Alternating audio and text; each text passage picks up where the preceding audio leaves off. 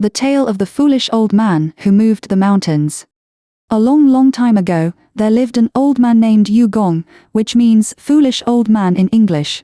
In front of Yugong's home were two massive mountains, known as Taihang Mountain and Wangwo Mountain.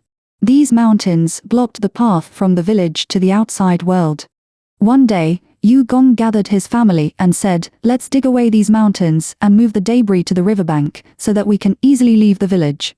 His family agreed, thinking it was a good idea.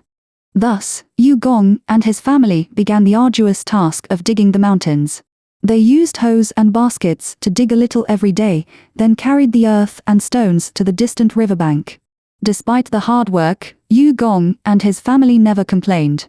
However, an old man named Jisoo, which means clever old man in English, thought Yugong was foolish and laughed at him, saying, "You are so old and with so little strength, and these mountains are so vast, how could you possibly finish this task?"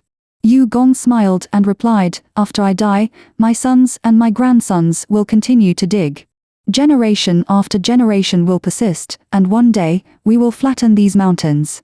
The Jade Emperor, seeing Yugong's unwavering determination, was deeply moved and commanded two powerful deities to move the mountains elsewhere.